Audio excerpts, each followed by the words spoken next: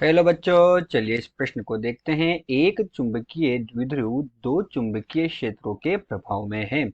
यह क्षेत्र एक दूसरे से 60 डिग्री का कोण बनाते हैं और उनमें से एक क्षेत्र का परिमाण 1.2 गुणे 10 की घात ऋण 2 टेस्ला है। यदि द्विध्रुव स्थायी संतुलन में इस क्षेत्र से 15 डिग्री का कोण बनाए तो दूसरे क्षेत्र का परिमाण क्या होगा। तो चलिए बच्चों, सर्वप्रथम हम इस प्रश्न की मुख्य अवधारणा पर चर्चा करते हैं।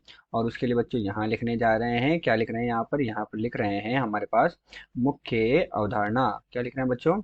मुख्य अवधारणा। तो हमें क्या कहा गया है कि हमारे पास एक द्विध्रुव है और वो एक द्विध्रुव दो चुंबकीय क्षेत्रों के अंदर रखा गया है। तो सबसे पहले बच्चों हम यहाँ पर एक द्विध्रुव का निर्माण करते हैं।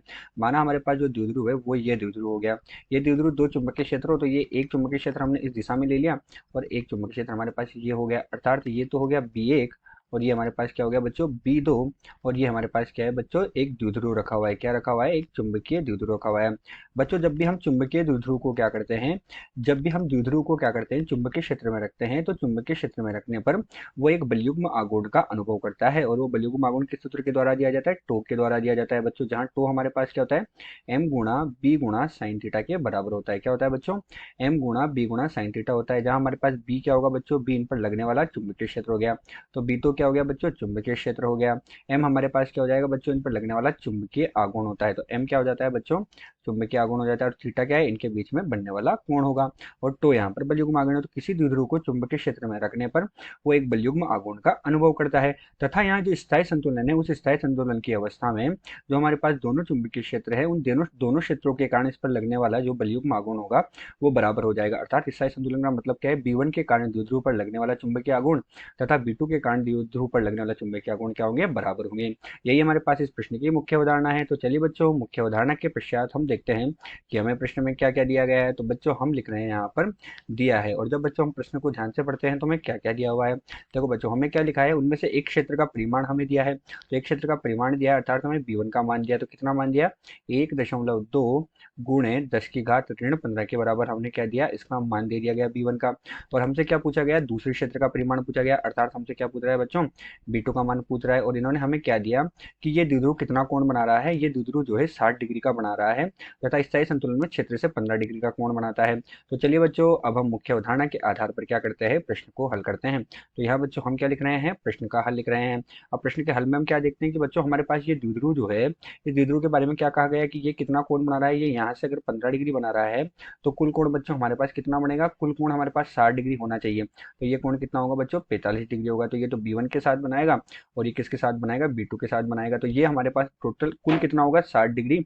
यहाँ 15 बना रहा है प्रश्नानुसार, तो ये कितना होगा? 45 डिग्री होगा। तो बच्चों अब हमारे पास क्या होगा, जब स्थायी संतुलन होगा तो स्थायी संतुलन में जैसा हमने मुख्य उदाहरण में कहा कि दोनों क्षेत्रों के कारण द्विध्रुव पर लगने वाला बलयुग्म आघूर्ण क्या होगा? बराबर होगा। तो हम उसको दोनों को बराबर कर देते हैं। तो पहले क्षेत्र के कारण क्या आएगा बच्चों? एम B1 और साइन थीटा 1 पहले क्षेत्र के कारण। दूसरे के कारण क्या आएगा बच्चों? एम B2 और कितना आ जाएगा हमारे पास? Sine theta 2। अब बच्चों हमारे पास दोनों तरफ एम से एम कट जाएगा और हमें B2 का मान निकालना है बच्चों। तो B2 का मान हमारे पास कितना हो जाएगा? B2 का मान हमारे पास आ जाएगा बच्चों B1 और साइन थीटा 1 बटे कितना हो जाएगा? Sine theta 2। अब इन सबके मान हमारे पास है बच्चों, इनका मान हम रखेंगे और हमें दूसरे क्षेत्र का जो चुंबकीय तीव्रता है वो प्राप्त हो जाएगी। तो हमारे पास B1 का मान कितना है बच्चों? 1.2 गुणे 10 की घात ऋण 15। ठीक है बच्चों। साइन थीटा 1 कितना हो जाएगा बच्चों? साइन थीटा 1 हमारे पास हो जाएगा यहाँ पर साइन 15 डिग्री। कितना हो जाएगा? थीटा 1 कितना हो गया? B1 के साथ कितना बना रहा है? 15 डिग्री बना रहा है। और इसी के साथ बच्चों साइन थीटा 2 कितना हो जाएगा हमारे पास? साइन थीटा 2 हो जाएगा साइन 45 डिग्री। इन सबका मान हमारे पास है बच्चों, इनका मान हम रखेंगे तो B2 का मान कितना प्राप्त होगा हमें? B2 का मान बच्चों हमारे पास होता है 1.2 गुणे 10 की घात ऋण 15। तो B1 का मान हो गया 1.2 गुणे 10 की घात ऋण 15। अब sine theta 1 sine 15 degree, sine 15 degree कितना होता है बच्चों? 0.2588 हमारे पास इसका मान होता है। और जो साइन 45 डिग्री है इसका मान कितना होता है बच्चों? 0.707 इसका मान होता है। तो जब इसे हम हल करेंगे तो हल करने पर हमें क्या प्राप्त होगा? B2 अर्थात चुंबकीय क्षेत्र की तीव्रता का मान कितना प्राप्त होगा? 4.4 गुणे 10 की घात ऋण 3 टेस्ला। अतः बच्चों दिया गया जो प्रश्न है, इस दिए गए प्रश्न में दूसरे क्षेत्र की जो चुंबकीय तीव्रता है उसका मान हमें कितना प्राप्त हुआ? 4.4 गुणे 10 की घात ऋण 3 टेस्ला प्राप्त हुआ। आशा करते हैं आपको प्रश्न समझ आया होगा। धन्यवाद।